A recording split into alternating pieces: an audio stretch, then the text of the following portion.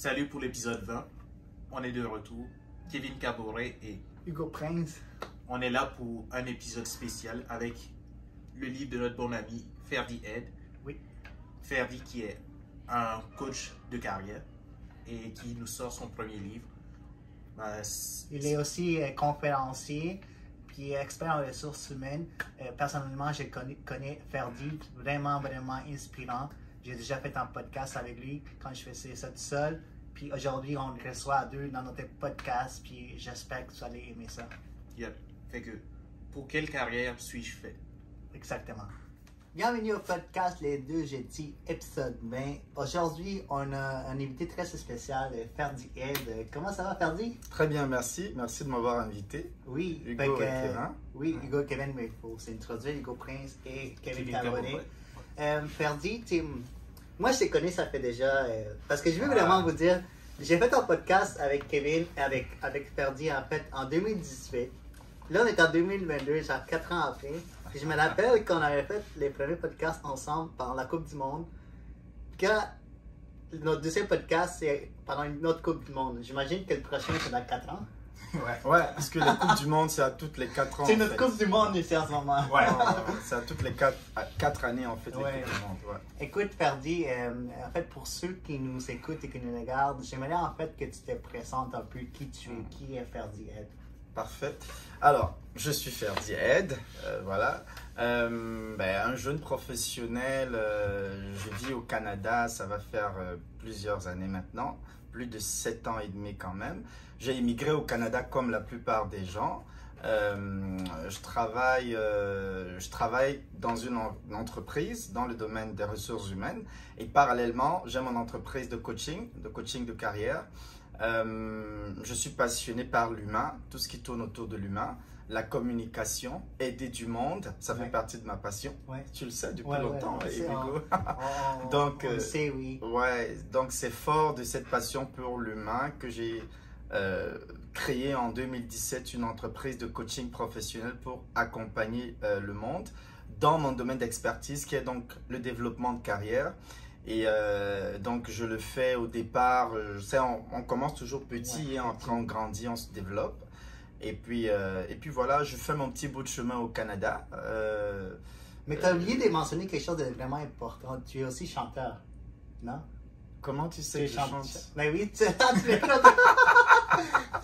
ben oui, en fait, Ferdi, c'est ça qu'il fait. Finalement, j'ai chanté. Oui, c'est vrai. Ouais, tu me connais bien, toi. C'est vrai.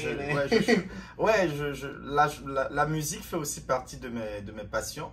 Mais il faudrait peut-être que je passe à un autre niveau parce que je chante encore sous la douche ou bien chez moi à la maison. Okay. Donc, mais oui, la musique fait aussi partie des choses que j'aime beaucoup.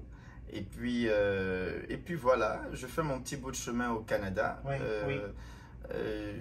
J'ai rencontré de belles personnes, parmi lesquelles Hugo d'ailleurs. Oui. Je pense qu'il y a des personnes qu'on rencontre dans la vie qui sont des opportunités. Les opportunités, c'est pas seulement les événements ou les opportunités. Une personne peut être une opportunité pour toi. Exactement. Il en va de ta responsabilité de te rendre compte que cette personne est une opportunité pour moi et je dois en faire bon usage. Vous voyez ce que je veux dire, hein? Quand voilà. Fait que le relationnel, c'est très important aussi pour moi. Mais en fait, Kevin, il y avait vraiment une importante question à te poser par rapport, parce que tu es vraiment croyant. Je pense que Kevin, tu veux amener ce sujet-là. Ben, ça ressort beaucoup dans ton livre et justement, c'est une des raisons de plus qu'on avait d'inviter Ferdi, c'est qu'il a sorti un livre. Oui. On va en parler justement. Ok. Pour toi, à quel point tu impliques, Dieu dans ton coaching? C'est une très bonne question. Alors, je vais vous dire que il y a personne qui fait, on fait tous des choses dépendamment de comment on a grandi, de où on a grandi, de l'environnement qui nous a moulés et qui nous a permis de devenir ce que nous sommes aujourd'hui.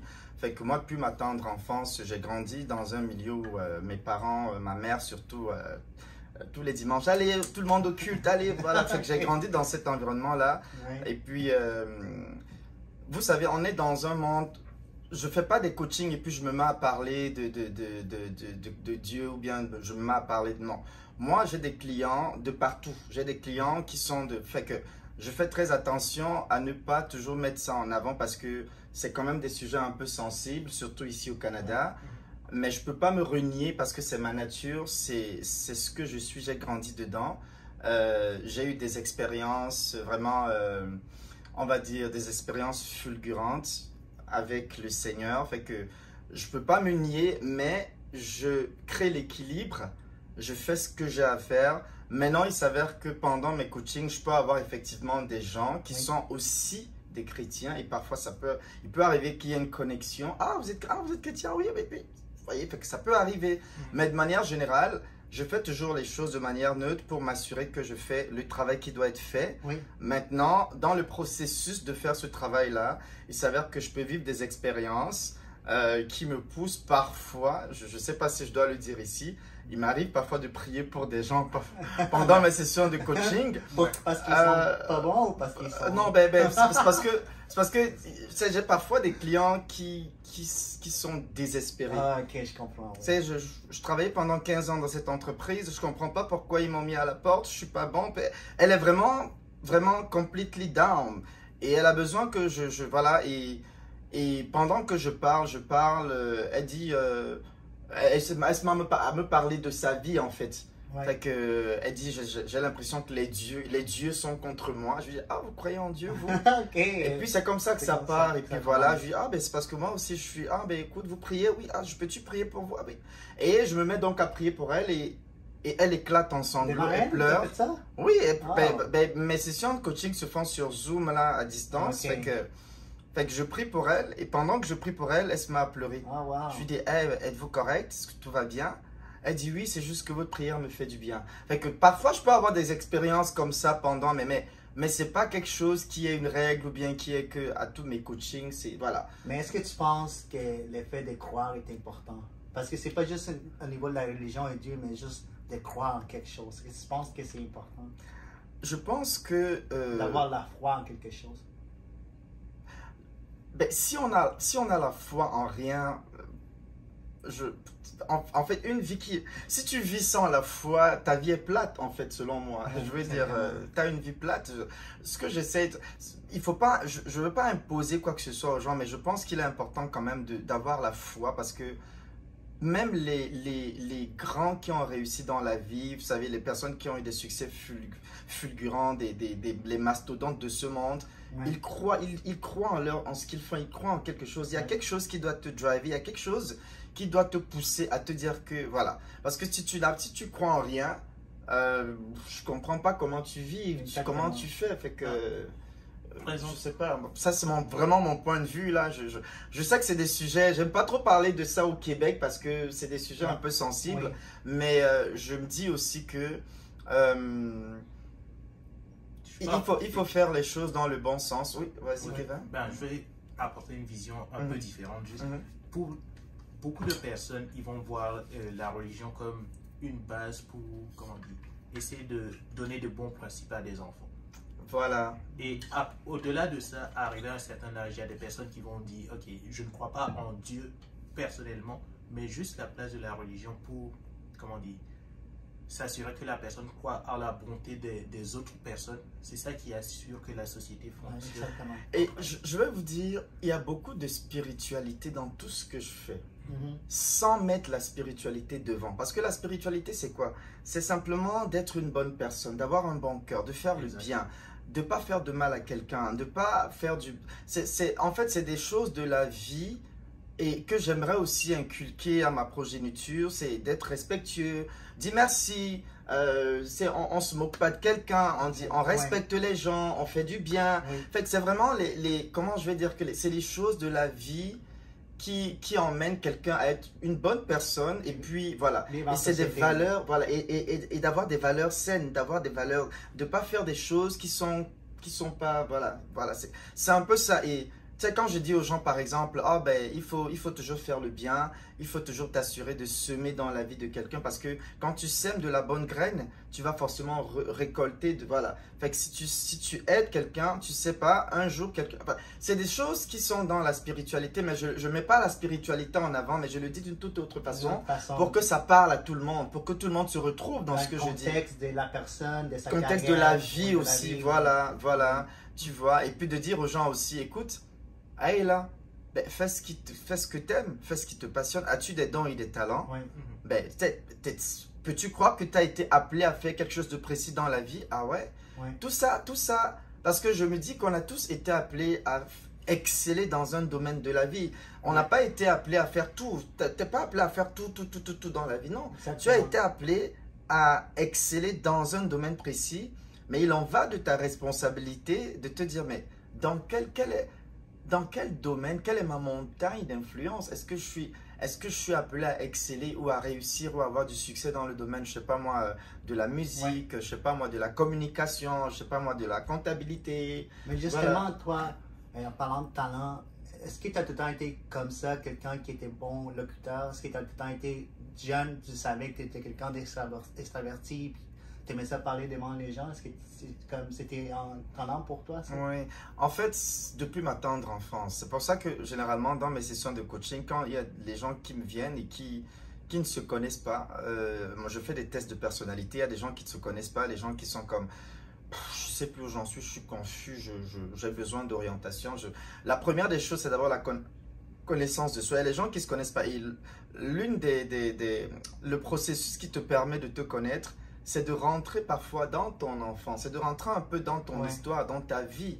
Tu vas voir que ce que moi je fais aujourd'hui, quand je rentre en arrière dans mon enfance, c'est exactement ça. C'est vrai que les événements de la vie ont grandi, bon, parfois on se perd, on oublie un peu, on a des choses qu'on fait dans la vie. Après, si on va faire autre chose qui n'a rien à voir avec nous, ensuite on revient, hop, c'est pas tout à fait ça que je voulais faire. Et qu'on recommence, on se lève, on retombe. Tout ça, c'est le processus dont je parle aussi dans mon livre. Mais tu vas te rendre compte que si tu rentres dans ton enfance, tu regardes un peu, tu vas te dire, ah, ben, je me souviens que je bavardais beaucoup. Je me souviens qu'on venait toujours vers moi me demander des conseils. Je me souviens que j'étais toujours en train de parler devant les gens. Et c'est aujourd'hui, je fais des conférences, aujourd'hui, je parle, je coach. Donc, il y a un lien. Tu disais que tu étais quand même, plus tard, tu étais quand même gêné de faire des conférences. Oui. Pour quelqu'un qui est bon locuteur, puis on dirait qu'il n'a pas peur de la caméra, l'effet que tu dises que tu es gêné quand tu fais des conférences, c'est parce que tu as beaucoup de monde devant toi ou c'est pourquoi? C'est une très bonne question. En fait, il faut savoir que certains, au fur et à mesure que tu vas avancer dans la vie, il y a des événements tristes ou bien des événements malheureux qui peuvent venir alterner ou altérer ta personnalité. Il y a des gens parfois là, je connais une dame qui a vécu un divorce et de nature, elle n'est pas quelqu'un de renfermé. Mais à cause de son divorce, elle s'est comme créée une carapace et elle est devenue quelqu'un de renfermé. Pourtant, ce n'est pas sa vraie nature. Ouais. Donc parfois, certains événements de la vie peuvent t'emmener à te forger une certaine personnalité qui n'est pas normalement ta vraie personnalité. Donc à un moment de ma vie, il y a des événements qui m'ont emmené à devenir un peu comme timide, un peu comme « Ah non, je ne veux pas parler devant les gens. Ah non, j'avais comme honte du regard des autres. Oh ben non, ils vont... » Mais tout ça, c'était pas mon vrai moi, c'était pas ma vraie nature. C'était les choses de la vie qui avaient eu un impact négatif sur ma personne et qui m'avaient emmené à devenir comme ça. Justement, sur ce point-là, sur le fait de parler devant les gens, ces expériences ont affecté ça, en fait. Parce que ces expériences, peut-être, ont bâti d'autres qualités chez toi, mais sur cette qualité-là, ça l'a comme diminué, c'est ça? Oui, c'est-à-dire que c'est venu complètement... Quelqu'un qui était extraverti. Moi, comme je vous ai dit, là, quand j'étais petit, là, je parlais devant les gens. Mais après, je suis devenu timide. Comment ça se fait que quelqu'un qui était normalement très ouvert, extraverti, enjoué, qui subitement, à un moment de sa vie, oups, renfermé sur lui. Mais qu'est-ce qui s'est passé? Il y a quelque chose qui s'est passé. Forcément, quelque chose de pas bien qui est venu changer négativement et qui est venu en fait altérer ma personnalité. Vous comprenez? Ouais. Mais après... Oui. Quand tu détectes justement ce moment-là, c'est quoi ton processus? Est-ce que tu as un conseil pour quelqu'un qui, admettons, se retrouve dans une situation où elle veut aller vers justement parler à plus de monde et tout, mais elle se rend compte que, ok, il y a cette peur-là quelque part de cette même honte qui le retient. Ouais. Constitue des ressources, constitue Oui, des lectures. c'est une très bonne question. C'est pour ça que c'est une analyse globale qu'il faut faire sur ta personne. Il faut rentrer dans ton passé, en fait. En fait, si vous regardez votre vie, vous allez voir qu'il y a une succession d'événements. Notre vie, en fait, c'est une succession d'événements qui est parsemée de haut et de bas. Ouais. Qui est parsemée, voilà, comment tu étais, qu'est-ce que tu faisais quand... On va rentrer vraiment en arrière et on va aller... Il y a aussi des tests de personnalité qui aident, hein, qui viennent découvrir. Parce que quand je fais des tests de personnalité avec les gens sont comme... Ah, mais c'est bizarre. En réalité, ça c'était moi avant. Ah, okay. Ça, c'était vous. Mais pourquoi le test... Les gens se rendent compte que, il y a quelque chose qui s'est passé dans ma vie à un moment donné. En réalité, c'est pas... Je dis, en réalité, ça, c'est pas votre vraie nature. Vous êtes normalement appelé à parler devant les gens. Tu vois un peu. Mais il y a comme quelque chose qui doit être activé en toi. C'est-à-dire que, il y a par exemple, peut-être que tu as vécu avec un papa qui battait sur ta mère et ça t'a négativement impacté. Et à un moment donné, ça a créé comme une... Comment je vais dire ça? Peut-être tu es devenu quelqu'un de trop dur ou tu es devenu quelqu'un de... Parce que tu vois ton père battre sur ta mère et puis toi, voilà, pourtant, c'est pas ta vraie nature. Et c'est comme ça, il y a beaucoup de gens dans la vie à un moment donné qui deviennent ce qu'ils ne sont pas réellement. Tu conseilles de faire un travail profond. Il faut faire un travail profond. Tu fais un test de personnalité. On fait vraiment un travail profond. Qu'est-ce que tu fais bien? De quoi es-tu le plus fier? Parce qu'il y a aussi des questions qu'on pose qui vont t'emmener à réfléchir et à rentrer en toi-même. Et de te rendre finalement compte que, tu vois, la timidité parfois que tu as là, parfois c'est pas vraiment ta vraie nature. Ouais. Tu vois? Ouais. Et tu vas te rendre compte qu'en général, les gens qui sont appelés à être des grands speakers, des grands conférenciers, la plupart des gens qui sont comme ça au devant de la scène aujourd'hui, quand ces personnes te racontent leur histoire, vous allez vous rendre compte qu'il y a eu quelque chose à un moment donné. La plupart de ces gens-là vont dire, j'étais pas comme ça, je pensais pas que je pouvais parler devant les gens à un moment. Et il y a toujours une histoire, there's always a story behind. Ouais, tu vois, il y a toujours une histoire qui finalement inspire d'autres personnes et qui pousse les gens à se dire, si ça a été possible pour lui, malgré mes blessures, parce que, vous savez, on transporte tous des blessures à un moment de nos vies. Hein.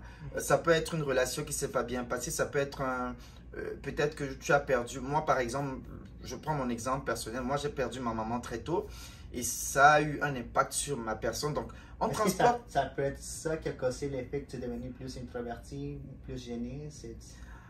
Quelque part, c'est clair que ça a eu un impact sur moi parce que toute ma vie, j'en voulais un peu à l'univers. Pourquoi avoir pris ma mère? Qu'est-ce qu'elle vous a fait? Pourquoi je ne mérite pas? Voilà, donc j'en voulais, je trouvais que c'était injuste parce que voilà, j'avais que 4 ans, je trouvais que c'était injuste. Voilà. Et quelque part, ça a créé des blessures dedans de moi. Tu comprends un peu? J'étais blessé, fait que... voilà, donc on transporte tous des blessures comme ça, mais il faut guérir de ces blessures parce que tant que tu ne rentres pas dans le processus de guérison de ta blessure, il te sera difficile d'opérer à une dimension élevée de ta destinée parce qu'on a tous un appel dans la vie. Vous pensez que toutes ces personnes qui ont des carrières fulgurantes, qui ont des grands succès dans la vie, ce sont des personnes qui à un moment donné se sont découvertes.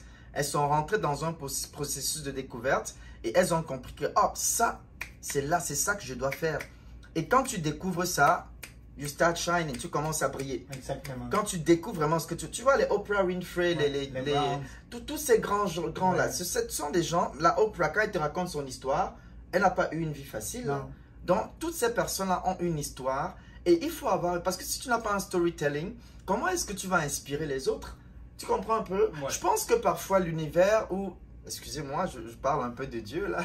Je pense que Dieu parfois permet qu'on passe par ces étapes-là pour qu'on puisse avoir une histoire. Exactement. Pour qu'on puisse avoir un storytelling, une histoire à raconter qui va inspirer d'autres personnes. Et tu vas te dire, si ça a été possible pour Oprah, ça veut dire que je peux aussi, malgré mes déboires, malgré mes blessures, malgré mes manquements, je peux aussi devenir un grand. Tu vois ce que je veux dire? En fait, si on a bien compris, Ferdi, tu n'es pas coach de carrière, mais tu es psychologue et motivateur. En fait, toi, tu es intelligent, toi, là. En fait, je vais te dire, mon coaching, c'est un mélange de beaucoup de choses. Dans mon coaching, il y a de la motivation. Dans mon coaching, il y a un peu de spiritualité. Dans mon coaching, donc, c'est tout ça qui fait justement ma particularité. Et qui fait que il se passe parfois des choses incroyables pendant mes coachings. Il y a des connexions, il y a des gens qui pleurent, des gens qui sont délivrés, des gens qui m'écrivent et qui me disent « Mais c'est pas possible, depuis que j'ai travaillé avec vous, c'est… » Je suis surpris parfois des témoignages que je reçois des gens. Je me dis « Hop, mais pourquoi ça se passe comme ça? » C'est parce que je fais quelque chose qui est en droite ligne avec mon essence. Avec ton essence, ton soi. Voilà, c'est ça. Ouais. Quand tu fais quelque chose qui est en droite ligne avec ton essence, oh mon Dieu, Mais c'est là que tu commences à créer de l'impact dans la vie des gens. Parce que vous savez, la réussite, contrairement à ce que beaucoup de gens pensent dans la société, là, la réussite, c'est pas, ou le succès, c'est pas avoir de belles voitures, une belle maison, être riche. C'est beau tout ça, je dis pas que c'est mauvais d'avoir tout ça. Mais la vraie réussite et le vrai succès, là, c'est vraiment l'impact que tu réussis à avoir dans la vie des gens. Transformer des vies, emmener les gens. C'est ça la vraie réussite, c'est ça le vrai succès en fait. Maintenant, En fait, on est nous trois, et on est immigrants ici au Canada. Puis pour différentes raisons, genre Kevin et moi, nos parents sont venus ici pour nous, toutes ça, les études. Mais qu'est-ce qui t'a poussé, toi, parce que tu es étudiant en ressources humaines, c'est ça, master, Kevin? Master en ressources humaines. Puis, qu'est-ce qui t'a poussé de sortir de l'Afrique puis venir au Canada? Parce que dans ton livre, tu avais dit que ton plus grand rêve, c'était d'aller en Allemagne. C'était réussi, genre. Qu'est-ce qui t'a attiré de l'Allemagne d'abord? En fait, je vais te dire, je voulais aller en Europe, en fait. Ouais. Pourquoi? Parce que je savais que je voulais être universel. Je voulais donner une orientation internationale à ma carrière. Je voulais pas juste être le Ferdi de mon pays d'origine. Je voulais m'ouvrir au monde. Je voulais embrasser d'autres cultures. Donc, il y avait toujours ce sentiment d'inaccompli, quelque chose. Je sentais que il y avait des choses que j'avais pas encore accomplies. Tant que je restais là-bas, je sentais qu'il y avait quelque chose. Et c'est pas un hasard. Parfois, c'est ton appel. C'est ton appel qui te pousse à avoir ce désir en toi. Parce que tu es appelé à faire des choses plus grandes que ce que tu fais à ce moment-là. Ouais. Je ne me voyais pas rester seulement dans mon pays. Je me voyais en train de voyager partout dans le monde, impacter le monde, faire des conférences, voyager, changer des vies. C'était le rêve. Ouais. Donc, je me suis dit, ah ben j'aimerais ça aller en Europe. Et pourquoi l'Allemagne? L'Allemagne, pourquoi? Parce que mes amis, à ce moment-là, j'avais beaucoup d'amis qui étaient allés en Allemagne. Je me suis dit, ah ben, tu sais, j'aimerais pouvoir aller rejoindre mes amis aussi. On va se faire une belle gagne. Tu sais, on va danser, chanter, voilà. En fait, c'était pas sortir, tu voulais juste sortir de ton pays. Oui, je voulais m'ouvrir au monde, en fait. Je voulais vraiment m'ouvrir au monde. Je me sentais limité et réduit par rapport à ce que je savais que j'étais capable de faire, en fait. Ouais. Voilà. Mais c'est-à-dire qu'ils t'ont juste refusé la visa? Oui, ça a été une période... C'est pour ça qu'ils ont perdu à la Coupe du Monde. Donc c'est ça. Oui, c'est les choses de la vie. Parfois, il faut passer par ça pour grandir aussi. Mais hein, parce que... ouais, ça t'a donné l'opportunité de venir au Canada, en fait. C'est ça. Non, ça, le Canada, c'est bien après. Le Canada, c'est quand... Finalement, parce que moi, je voulais voyager et mon père n'avait pas de gros moyens financiers pour sponsoriser mes études qui coûtaient 30 000, 40 000 $, tout ça. C'était beaucoup d'argent. Là. Moi, je viens pas d'une famille riche. Là. On n'était pas pauvres. On avait de quoi manger, mais on n'était pas riche en même temps aussi. Là. Ouais. Donc, je me suis dit, ok, ben, puisqu'on m'avait refusé le visa, j'ai trouvé un emploi. Je mettais de l'argent de côté, je me suis dit, ok, moi-même là, je vais mettre de l'argent de côté, je vais moi-même sponsoriser mon voyage. Fait que j'ai travaillé pendant des années, j'ai mis mon argent de côté et puis j'ai fait mes documents pour venir ici comme travailleur qualifié. Mais le Canada, c'était juste... Alors, le Canada, pourquoi le Canada? Parce que j'avais toujours aimé le côté multiculturel du Canada. Okay. Ce mélange de cultures, ce côté multiculturel, et puis ce pays bilingue, Ouais. voilà. Donc tout ça, ça m'a beaucoup attiré. Ouais. Et je me suis dit que je pouvais vraiment m'épanouir ici et être une véritable valeur ajoutée pour le pays. Qu'est-ce Voilà. que le Canada t'a apporté comme opportunité, vraiment? Ah, c'est une belle question. Le Canada m'a permis de me révéler. Le Canada m'a permis de découvrir une autre facette de ma personnalité. Le Canada m'a permis de sortir de ma zone de confort. Les opportunités, ça a été au travers des personnes, des belles rencontres que j'ai faites comme toi, par exemple, je ne te connaissais pas avant. Mais depuis que je t'ai rencontré, ça a été une belle opportunité. Merci. Donc, c'est pour ça que je disais à Kevin tout à l'heure que les opportunités, c'est pas seulement les opportunités. Une personne peut être une opportunité. Ça peut être une porte. Tu sais, une personne, l'univers peut t'envoyer une personne et cette personne peut être en fait la clé qui ouvre une autre porte pour toi. Ouais. C'est pour ça qu'on dit souvent qu'il faut avoir de bonnes relations avec les gens, faire le bien parce que tu ne sais jamais qui peut te débloquer une situation dans la vie, là, tu comprends? Exactement. On est dans un monde de réseautage, de collaboration, d'interaction, fait que les relations, c'est important. Donc, les opportunités, il y en a beaucoup eu qui sont venues à moi, mais il y en a aussi que j'ai moi-même provoqué parce que à un moment donné de ta vie, il faut aussi provoquer des opportunités. Il faut aller chercher des opportunités. Ouais, Elles ne vont pas toujours venir cogner à ta porte, là. exactement. Donc, le Canada m'a permis de me révéler. Le Canada m'a permis de sortir de ma zone de confort parce que j'ai aussi traversé des difficultés au Canada. Donc, ça m'a permis de me surpasser. Ça m'a permis vraiment d'aller chercher ce que j'avais de grand au-dedans de moi. Et puis voilà. Je pense que si je n'étais pas venu, si je n'étais pas sorti de mon pays d'origine, je n'aurais pas réalisé ce que j'ai pu réaliser jusqu'à aujourd'hui. Oui, justement, parlant de réaliser, Kevin, tu avais des... Ben, j'ai deux questions. Ouais. Pour les gens qui nous écoutent, ils se posent sûrement la question, c'est quoi ton pays d'origine? Et deuxièmement, tu parlais justement d'opportunités et de moments de plus de challenge. Donnerais-tu une opportunité, un challenge que tu, comment dire, pour Que tu as aider vécu, quelqu'un ouais. qui vient d'arriver ici, Ouais. par exemple? Alors, mon pays d'origine, je suis d'origine camerounaise. Je viens d'un pays qui s'appelle le Cameroun. C'est en Afrique centrale. Alors, moi, quand je suis venu au Canada, là, je suis parti de mon pays d'origine avec une belle situation. J'avais un très bel emploi, j'étais bien payé, j'avais un bon salaire, j'avais une très belle situation. Et que les gens me disaient, qu'est-ce que tu vas faire au Canada? Toi, tu es complètement fou. Tu vas aller travailler au McDo là-bas, faire des petits jobs. Comme la plupart des immigrants là-bas, c'était-tu normal là? Mais habituellement, les gens, quand ils sortent de leur pays pour aller au Canada, ils disent, mais t'as des meilleures opportunités là-bas. C'est pas tout le monde, justement. Il y a des gens qui ont un avis complètement différent. Ah, Ouais, wow, et qui, ok. voilà, des gens, voilà. Donc, évidemment, quand moi je suis arrivé ici, j'ai eu de la difficulté au départ parce que la recherche d'emploi, j'ai eu beaucoup de la difficulté à trouver un emploi dans mon domaine et beaucoup d'immigrants traversent ces mêmes difficultés-là. Et donc, moi, j'ai pu apprendre beaucoup de par les expériences que j'ai emmagasinées de mon pays, de par aussi les expériences que j'ai eues ici. C'est ça qui m'a permis à un moment donné de construire justement mon projet et de pouvoir me dire que je vais aider les gens plus tard. Donc, moi, je pense que le conseil que je donnerais, c'est premièrement, il faut d'abord chercher à comprendre le système quand tu arrives dans un nouveau pays.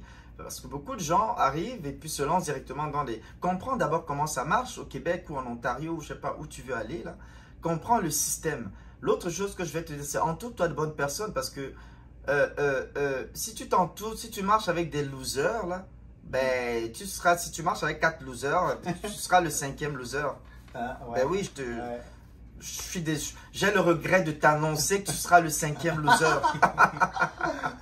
Fait que si tu marches avec des 4 winners là, ben tu seras le 5e winner. C'est juste que va pas t'entourer avec des gens qui voient petit. Entoure-toi des gens qui voient grand, qui rêvent grand. Entoure-toi des personnes qui ont une mentalité d'abondance. On ne va pas marcher avec des gens qui ont une mentalité de pauvreté. Comprends-tu ce que je dis? C'est-à-dire que, je le dis parce que moi, là, quand je suis arrivé, au départ, je n'étais pas forcément bien entouré. Là. Okay. J'étais allé avec des amis qui passaient leur journée à boire des bières. Autour, ils bavardaient, ils parlaient je sais pas comment Kardashian. voilà, des petites belles filles là, ils buvaient des bières et puis regardaient les matchs à longueur de journée. J'étais comme, j'avais compris que j'étais pas au bon endroit là. Et puis il y a un parmi eux qui m'a dit un jour, ah ben tu sais quand toi, parce que moi je sortais tous les jours, je m'habillais très bien, j'allais à des événements, j'allais à des séminaires parce que je me cherchais. Ouais. J'ai toujours vu grand moi. Je me disais non, je peux pas rester à longueur de journée boire la bière, parler des petites filles et puis regarder le match à longueur de journée. Ben non, c'est pour devenir riche là. Time is money. Tu peux pas gaspiller ton temps comme ça. Donc, il y a un qui m'a dit genre, ah, ben toi tu sais faire dire pendant, tu sais que l'autre jour quand tu es parti à ton séminaire avec ta veste trop bien habillée là, il y a l'autre qui a dit que ah ben Ferdinand il veut nous montrer que Wow. il a des grands rêves. Ah ouais. Ben, il va s'embrouiller, il va faire tout ce qu'il fait. Ben, il va revenir s'asseoir avec nous. On va aller travailler ensemble au call center ou à l'entrepôt. Ouais. Fait que Et moi, je détestais travailler au call center ou en entrepôt parce que moi, je me voyais grand. Je ne me voyais pas aller travailler, porter les cartons dans les entrepôts parce que je me voyais faire de grandes choses en fait. Donc, ça a créé comme une jalousie parce que, bon, ben, ils me voyaient faire les choses un peu différemment. On ne voyait pas les choses de la même façon. Tu vois, donc plus, je me suis dit, si je reste, plus je reste ici, plus je vais finir par devenir comme eux. À un moment donné, je vais me dire, ah ben, si je bois un verre de bière, c'est pas grave là. Ouais, la tentation. Hein? Ben oui, Ouais. c'est comme si tu finis par devenir comme eux, te gêne pas. Tu vas dire, oh ben écoute, si je regarde le match 30 minutes, c'est pas grave là avec eux. Et puis petit à petit, tu vas devenir comme ça. Donc finalement, donc l'entourage c'est très Finalement, important. Tu les as flashés? Ah oui, je suis parti de là. L'entourage c'est très important. L'entourage est très important. Et l'autre chose que j'ai aussi envie de dire, c'est que il faut connaître ta valeur. Il faut que tu saches qui tu es, il faut que tu saches ce que tu vaux, quelle est ta valeur. Beaucoup de gens ne savent pas se vendre. Beaucoup de gens ont une petite image d'eux-mêmes. Parce que si tu ne connais pas ta valeur, comment est-ce que tu vas percer? Comment est-ce que tu vas pouvoir te positionner de la meilleure façon si tu ne connais pas ta valeur? Et même connaître sa valeur, c'est une chose. Savoir comment communiquer cette valeur-là est une autre chose. Donc, moi, je fais du recrutement, je recrute des immigrants parfois. Moi, le début de mon salaire, j'ai un salaire, un salary range. Dans chaque poste, il y a comme une fourchette de salaire. Peut-être le minimum du poste que j'ai à combler commence à 55. Alors, tu tombes sur un immigrant, tu lui demandes alors, quelles sont vos attentes salariales? Oh, ben, 42. Il ne sait pas se vendre, il ne se fait pas confiance. Ouais. Moi, le salaire, le début de salaire de ce poste, c'est 55. Lui, il me dit qu'il veut 40, 42. J'ai comme envie de lui dire, ben vends-toi cher là, mon Dieu. 42, tu as de l'expérience. Tu ne peux pas juste demander 42K. Peut-être qu'il n'a pas vraiment pris, il n'a pas cherché les informations à savoir c'est quoi la base du salaire. C'est pour ça que je dis qu'il faut connaître sa valeur. Parce que quand tu connais ta valeur, tu sais que, hey, ben attends, non, ben je ne mérite pas 42K. Tu sais, j'ai quand même. Mais en plus, ça baisse la valeur du marché en général. C'est que si toi tu te vends à 42 000, le prochain qui va arriver, qui lui connaît sa valeur, va se présenter, on va lui dire, ben, il y a lui qui veut le faire pour 42 000. Ben, vous savez, moi je vais vous dire, j'ai fait des choses. Le gars qui me dit qu'il veut 42K, alors que moi, mon salaire commence à 50, je lui donne 55K. C'est pour ça que j'ai souvent des gars qui me disent, oh monsieur, je vous remercie, j'ai vu que le salaire que je vous ai demandé, vous m'en avez donné plus. Merci monsieur, merci, je vous remercie monsieur. Je suis comme, ben là, c'est juste que c'est pas mon argent, moi là, je travaille, c'est pas mon salaire. Ben, perdu, il allait donner moins. Non, ben, tu sais, il y en a qui sont pas. Il faut avoir un bon cœur dans la vie. C'est pas mon argent. Ça sert à rien si tu travailles, il faut aider les gens, ok? Moi, j'ai un minimum de 55. Tu me demandes 42K. Mais pourquoi je te donne pas? J'aurais pu lui donner 45K ou 46 ou 47. Mais je me suis dit. Mais tu as regardé des autres critères aussi. Tu sais que cette personne-là, même si elle a du potentiel, il ne sait pas juste se vendre et tout. Je me suis dit, bon, écoute. Je ne perds rien. C'est pas comme si je suis pas en train de gaspiller l'argent de l'entreprise, mais je donne le minimum. Le minimum, c'est 55. Je lui donne ce 55-là et pour lui, c'est comme, tu vois? Fait que, il faut savoir se vendre, il faut se connaître, il faut connaître sa valeur, il faut savoir comment communiquer sa valeur. Il faut être informé sur le marché. Il faut connaître le marché du travail, il faut connaître le marché. Si tu es dépendamment de la province dans laquelle tu te trouves, parce que le marché n'est pas le même, parce que le marché québécois n'est pas du tout le même que le marché ontarien ou le marché de l'Alberta ou de la Colombie. Ce sont des marchés différents. Donc, dépendamment de l'endroit où tu te trouves, il faut que tu fasses une petite étude du marché. Tu dois comprendre le marché dans lequel tu te trouves. C'est quoi les métiers en demande? C'est quoi tu dois comprendre l'environnement. Parce que sinon, tu vas passer à côté de beaucoup d'opportunités et tu vas laisser beaucoup d'argent sur la table et puis voilà. Dans ton processus, toi, tu consacres combien de temps à cette étude de marché là? Ben, on n'arrête jamais de faire l'étude. Il faut toujours être au fait de ce qui se passe, des meilleures pratiques, des nouvelles tendances. Ça change tout le temps. Vous savez, avant 2020, avant la Covid, le marché était d'une façon. Après la Covid, 2 ans, le marché a changé. Maintenant, on vit la période post-Covid. Vous voyez que le marché aussi a subi des transformations. Donc, ça change tout le temps. Il faut simplement être alerte, être quelqu'un qui s'informe pour comprendre où ça va aujourd'hui, où ça évolue, c'est quoi les nouvelles tendances, qu'est-ce qui se fait, qu'est-ce qui ne se fait plus. Donc, tu dois constamment être quelqu'un qui s'informe, voilà.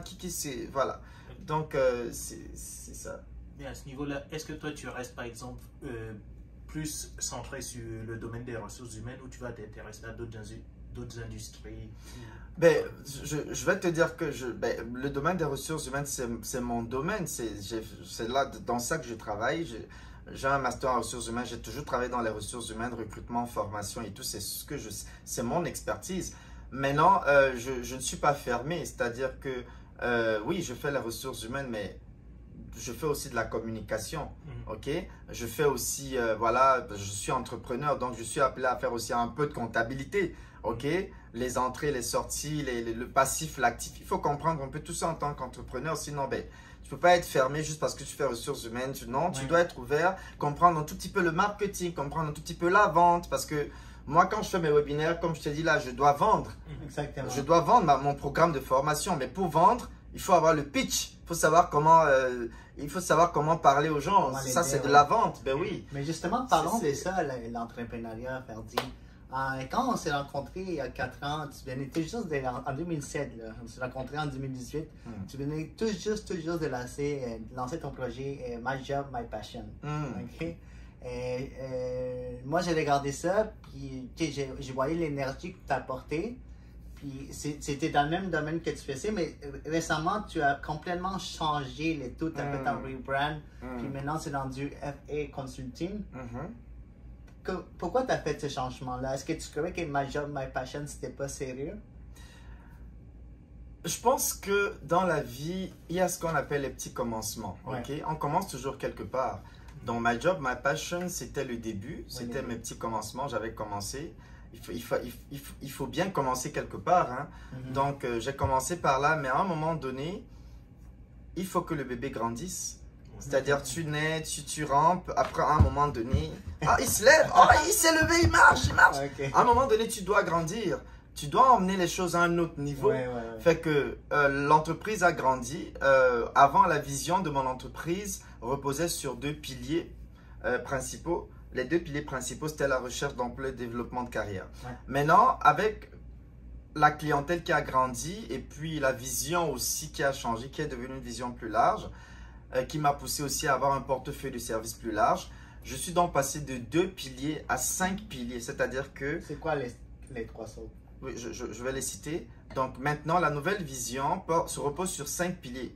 Donc, les 2 piliers d'avant, donc recherche d'emploi, développement de carrière. Les 3 que j'ai rajoutés, c'est leadership, management et développement personnel. Voilà, donc la nouvelle vision repose sur ces 5 piliers-là. Pourquoi? Parce que, en fait, c'est la vie normale d'une personne. Là. Quand tu sors de l'école, on va tous à l'école hein, à un moment donné de nos vies. Là. Quand tu sors de l'école, tu as 2 choix. Soit tu trouves une job, soit tu crées ton entreprise. C'est les 2 choses. Je pense que j'en parle un peu dans mon livre. Oui, tu en parles. Voilà. Alors, ce qui se passe en fait, c'est que de toute façon, si tu te trouves une job, quand tu t'es trouvé une job, c'est pas tout là. Il faut que tu te développes parce que après, quand tu vas travailler dans une entreprise, il faut que tu apprennes comment te comporter. Comment est-ce que je fais pour avoir une augmentation de salaire? Comment je fais pour avoir une promotion? Comment je fais pour gérer les conflits? Comment je fais... Fait que c'est ça le développement de carrière. À un moment donné, on passe de la recherche d'emploi au développement de carrière. Mais maintenant, tu deviens manager, tu as évolué. Mais comment je manage une équipe? Comment je fais pour... j'ai 3 personnes qui travaillent pour moi. Là. Il y a un qui vient en retard, un autre qui n'envoie jamais son rapport à temps. Fait que je suis tout mêlé, je ne sais pas comment gérer une équipe. C'est là où le management intervient. Tu continues maintenant, en fait, tu continues, parce qu'avant, tu aidais les gens à obtenir un emploi, puis ça finissait là. Ensuite, développement de carrière. Maintenant, je m'arrêtais aux 2 là. Oui, maintenant on dirait que tu les suis. Voilà, c'est pour ça que maintenant, en fait, c'est le parcours normal de toute personne, que tu sois entrepreneur ou salarié. Maintenant que tu dois, parce que tu sois entrepreneur, à un moment donné, tu vas devenir le directeur de ton entreprise. Tu vas recruter des gens, ok? Mais il faut que tu apprennes comment manager les gens. Maintenant, là, tu évolues, tu es directeur ou bien tu es vice-président. Oh mon Dieu, suis-tu un bon leader? Parce qu'à un moment donné, on va parler de leadership. C'est quoi ton style de leadership? Tu dois savoir c'est quoi les clés d'un bon leader, comment devenir un bon... Tout ça. Maintenant, le dernier pilier, c'est le développement personnel. Tout ce que tu vas faire dans la vie, quand tu vas au travail, quand tu vas en tant que salarié ou entrepreneur, il y a une façon de se comporter dans la vie. Tu comprends un peu? Il y a une façon, la gestion des émotions, tout ça, le développement personnel, c'est la vie en général. Donc, je me suis dit, ok, je vais faire un 360 degrés. Parce que quand tu regardes tout ça, la recherche d'emploi, le développement de carrière, le management, le leadership, finalement, c'est l'homme dans son entièreté. Ouais. Parce que quand tu vas au travail, tu vas avec tes émotions, tu vas avec ta personnalité, tu vas avec ton caractère, tu vas avec, voilà. Donc, mais comment est-ce que je me comporte, que ce soit quand je suis entrepreneur ou bien quand je suis salarié? Le développement personnel, c'est ça aussi, c'est de savoir comment se tenir dans une société. Donc, c'est tout ça que je propose. Mais tu parlais genre de deux choses, carrière et entrepreneur. Qu'est-ce que tu penses des intrapreneurs, des gens qui dans une entreprise ils ont l'esprit entrepreneurial? C'est comme récent, c'est genre des nouvelles versions de carrière entrepreneur. Mais je pense que c'est de plus en plus recherché aujourd'hui. Et puis, tu sais qu'on évolue dans un monde de la gig economy. Je ne sais pas si vous avez entendu parler. Voilà, on va parler plus de freelancer, de contractuels, voilà, de consultation et tout. Et je pense que c'est très encouragé dans certaines organisations. Le but étant d'avoir des personnes qui ont un esprit entrepreneurial et qui fonctionnent d'une certaine façon au sein de leurs organisations. De travailler dans l'entreprise. Voilà, exactement. C'est-à-dire que, en fait, tu gères le truc comme si c'était ton propre truc là. Et c'est un modèle différent là que certains adoptent et d'autres n'adopteront pas. Parce qu'à la fin de la journée là, ces gens qui sont intrapreneurs finissent souvent par créer finalement leur propre entreprise. Et puis, voilà. Donc, il y en a qui finalement restent des intrapreneurs, mais moi, j'ai pas vu un intrapreneur qui reste intrapreneur à vie. Il finit par devenir entrepreneur à un moment donné parce qu'il va se dire, eh ben, je peux-tu créer mon truc moi-même? Eh ben oui, je peux créer mon propre truc à moi et puis recruter mes gens à moi. Mais si puis avoir mon entreprise à moi. Mais si on te laisse les rênes de l'entreprise, si tu es un entrepreneur puis tu fais tellement, tu aimes l'entreprise que tu travailles, mais tu es à l'esprit entrepreneurial, puis là, à un moment donné, tu te dis, mais on te laisse vraiment prendre les rênes de l'entreprise. Ça, tu deviens comme, ça peut t'amener à être le PDG de l'entreprise. Oui, oui, ça dépend vraiment des objectifs de chaque personne. Il y a des gens pour qui aimeraient justement avoir cette position-là, mais il y a des gens qui ont plus soif et qui ont plus envie de créer leur propre empire. Tu comprends un peu? Parce que quoi qu'on dise, tu restes quand même sous l'autorité de quelqu'un. Là, quand tu es entrepreneur, c'est pas ton entreprise, là. Ouais. C'est pas ton truc, c'est pas ton... Voilà. Il y a des gens qui ont soif et qui veulent, à un moment donné, créer leur propre empire. Créer, par exemple, Hugo Prince INC. C'est ton truc, c'est ton empire. Tu vas recruter des gens qui vont venir. McDonald's, que vous voyez là, savez-vous que c'est le nom de quelqu'un? Oui, McDonald's. McDonald's, c'est le nom d'une personne. Mais justement, c'est en fait...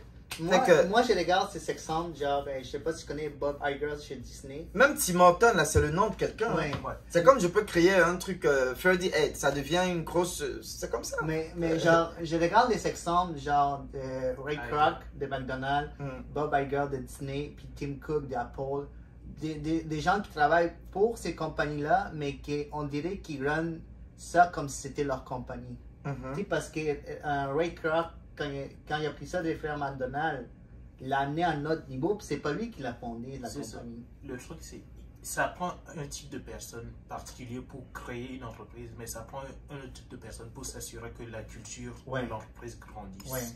Et je sais pas à quel point on peut se fier sur la première personne qui crée l'entreprise. Parce qu'il y a un système aussi qui est créé pour que ça reste pérenne, pour que l'entreprise soit pérenne et que ça continue à des générations. McDonald's que vous voyez là, il est mort depuis McDonald's, là, il ne vit plus depuis longtemps. Mais vous voyez que dans tout le monde, il y a des franchises et puis ça continue. Ça. Mais c'est parce qu'il a mis en place un système. Et c'est le même système partout, que tu ailles en France, aux États-Unis. C'est le même système qu'ils utilisent partout. Donc, je pense que ça part aussi du système que tu crées et qui est relayé. C'est la même chose qu'on...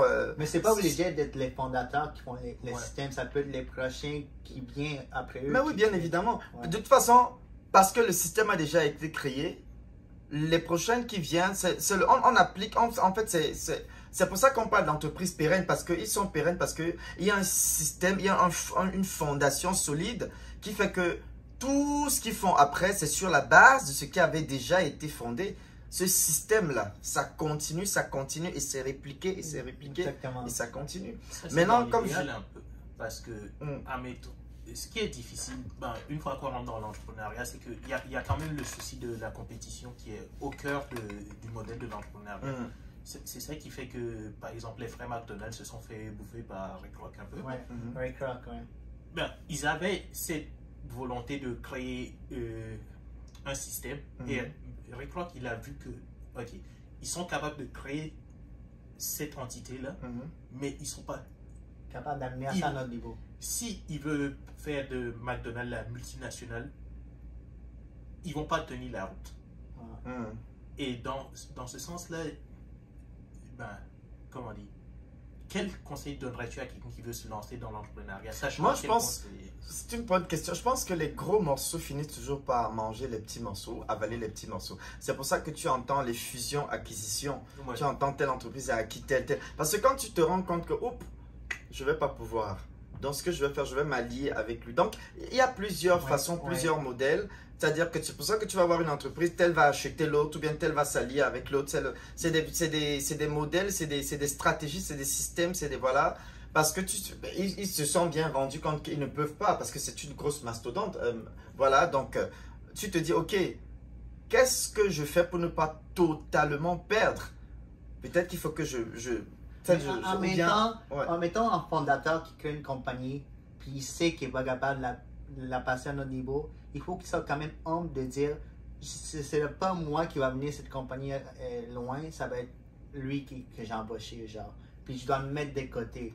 Et non Comment est-ce que tu développes cette humilité-là, genre? Ouais. C'est Parce pour que ça. tu t'as fondé ton bébé, tu parles de bébé, là. Toi tu dis, fais Consulting, c'est mon bébé, mais j'arrive pas à l'amener au prochain niveau, mais admettons Kevin que j'ai embauché, il a les capacités pour. Comment est-ce que tu fais pour voir cette humilité? Mais il y a les business angels. Je ne sais pas si vous avez entendu parler des business angels. Ouais. Tu peux demander de l'aide.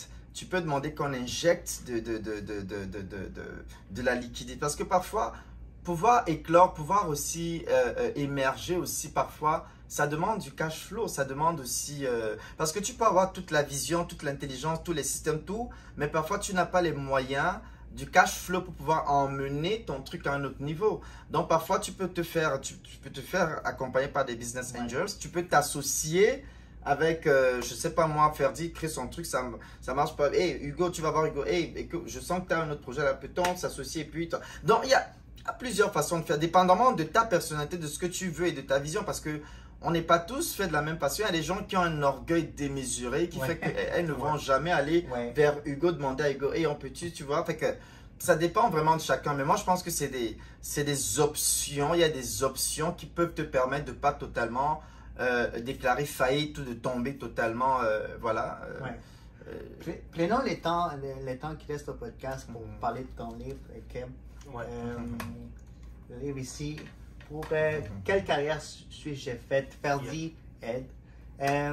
Ferdi, en fait, pourquoi tu as décidé de te lancer dans l'écriture? Pourquoi tu as décidé de te faire? Est-ce que tu pensais que ça allait être une bonne idée pour ta crédibilité, pour ta carrière de coaching?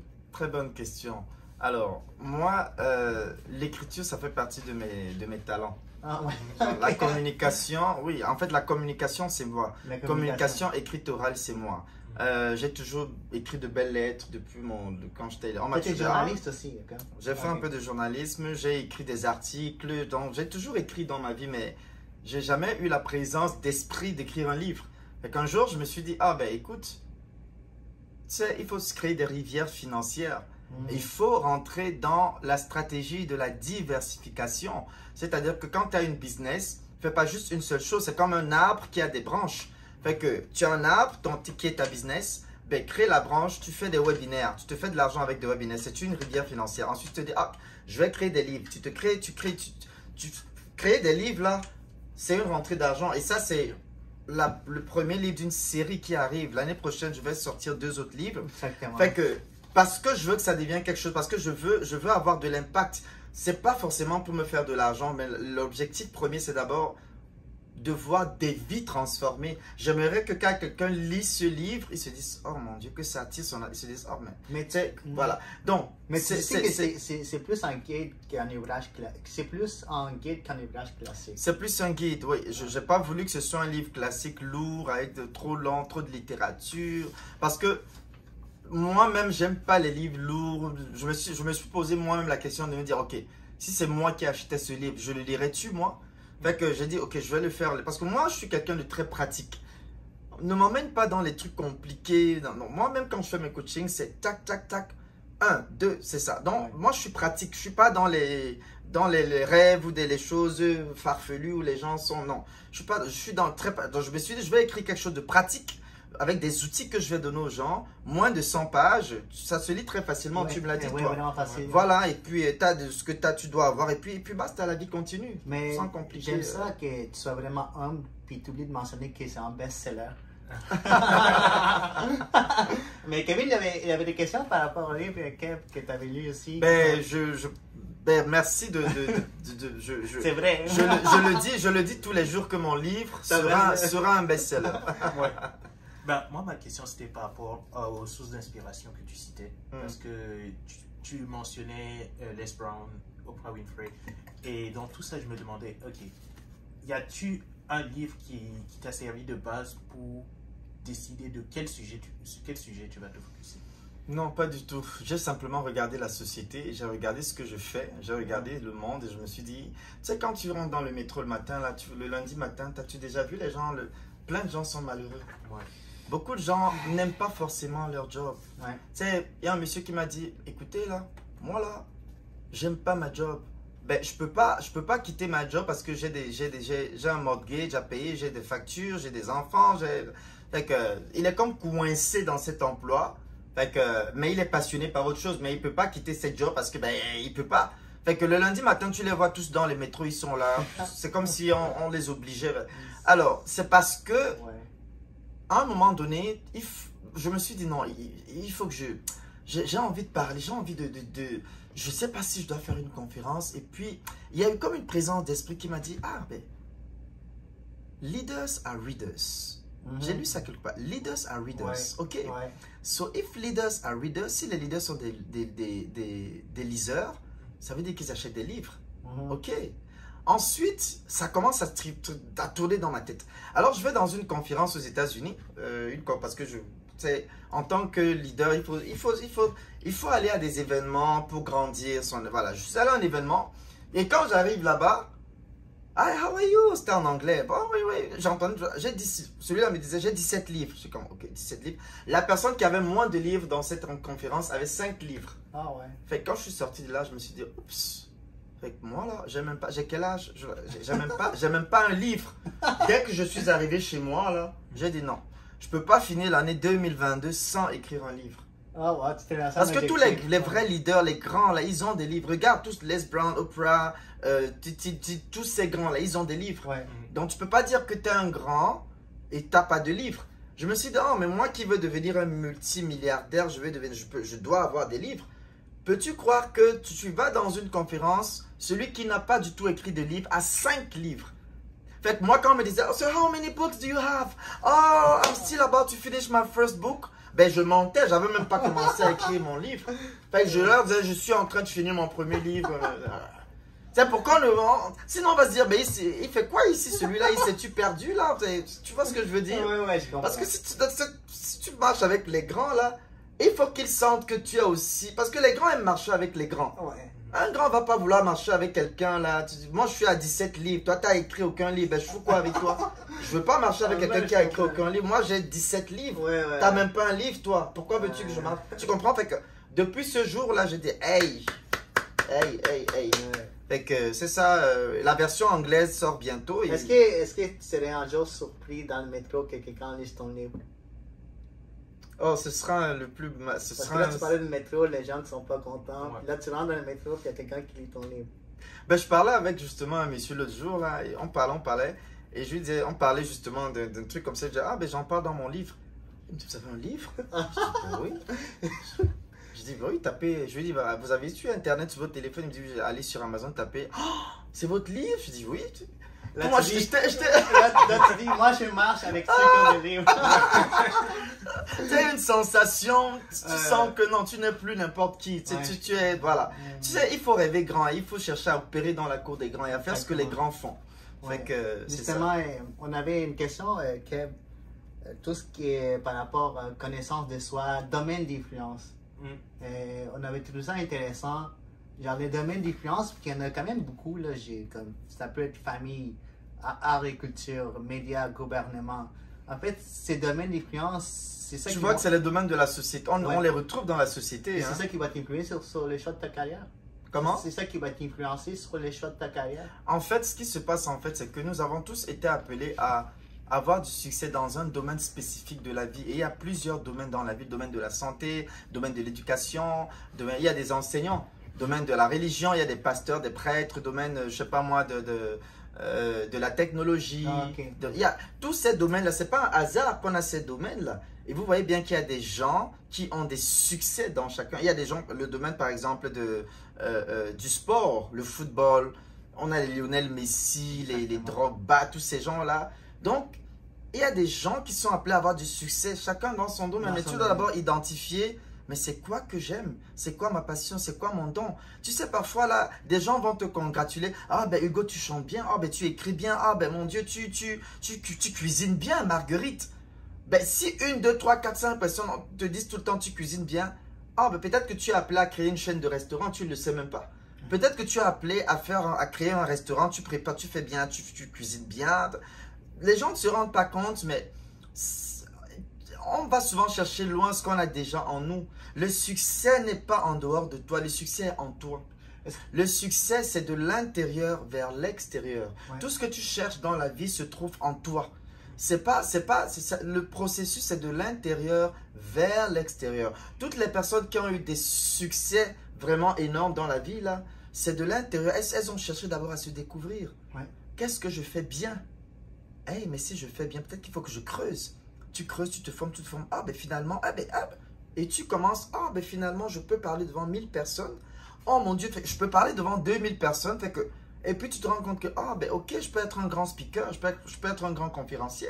Mais tu ne le savais pas avant jusqu'à ce que tu te rends compte que, ah, ben, fait que, il faut vraiment que tu découvres ton truc et tu vas te rendre compte qu'il y a un domaine dans lequel, qui sera ta spécialité. Et c'est dans là, c'est ça que j'appelle montagne d'influence.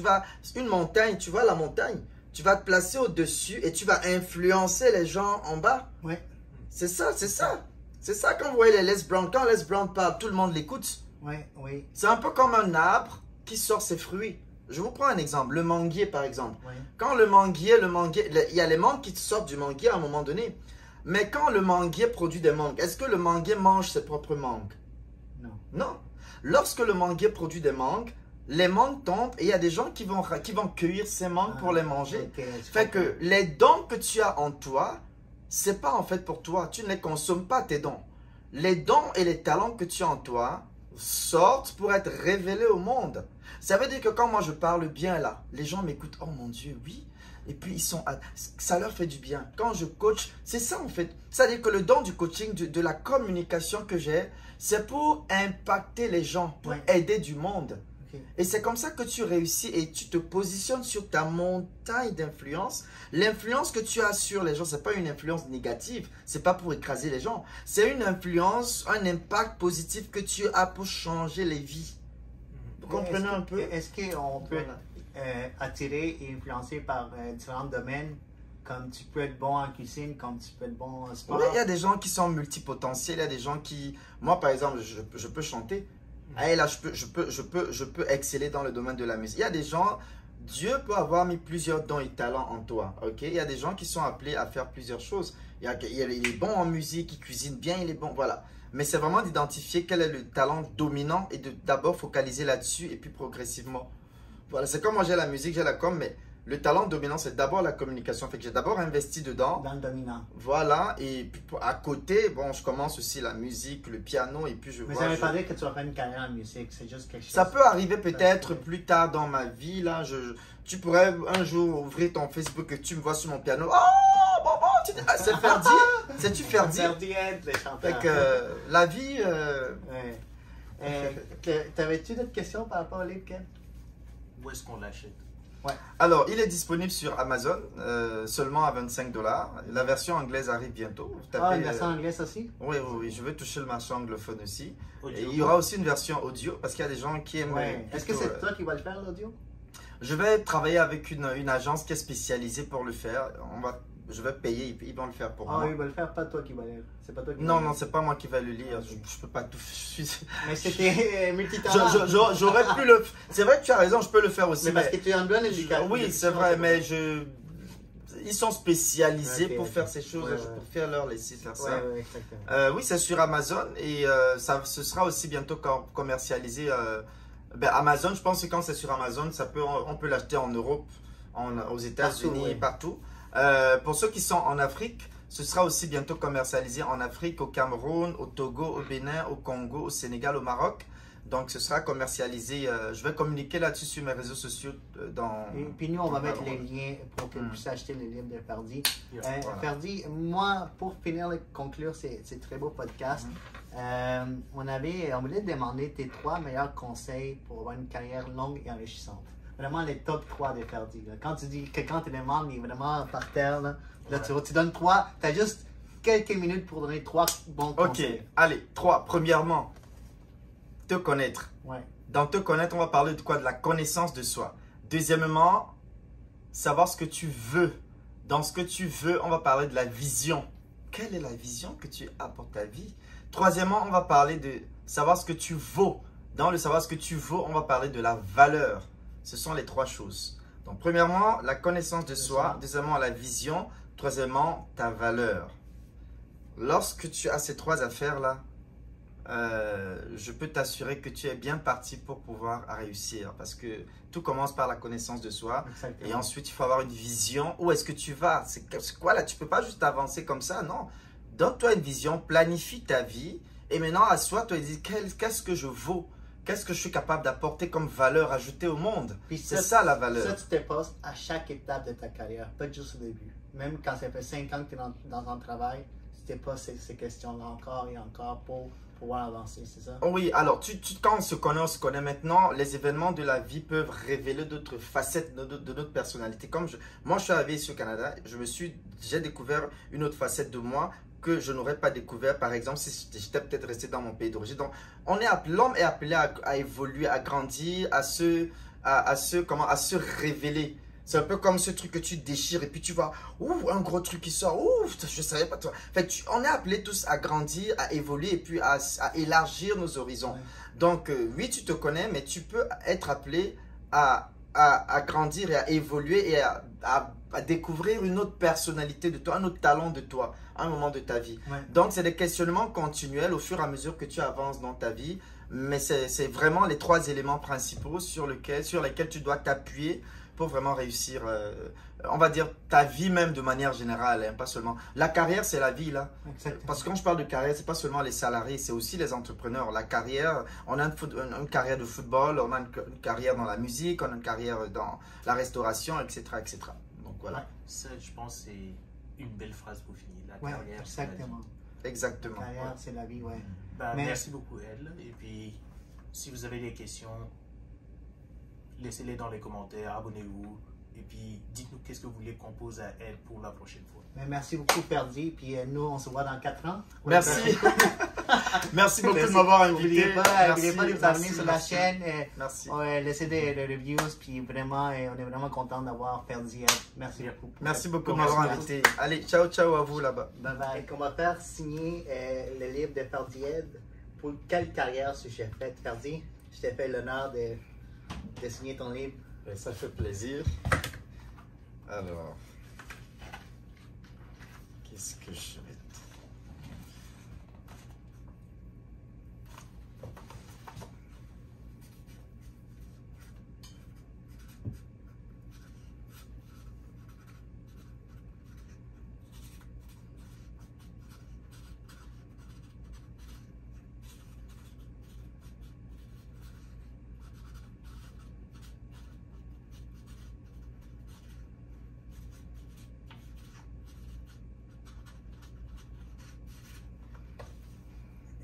Et voilà. Attends, regarde. Hop, hop, hop. Perdi Ed. Peuvent-ils lire? Perdi Ed. Yeah. Ah, merci, Perdi, merci. Merci à vous de m'avoir invité à votre podcast. Je me sens honoré. Puis, je sais que nous allons passer de très bons moments. Et puis voilà. Merci.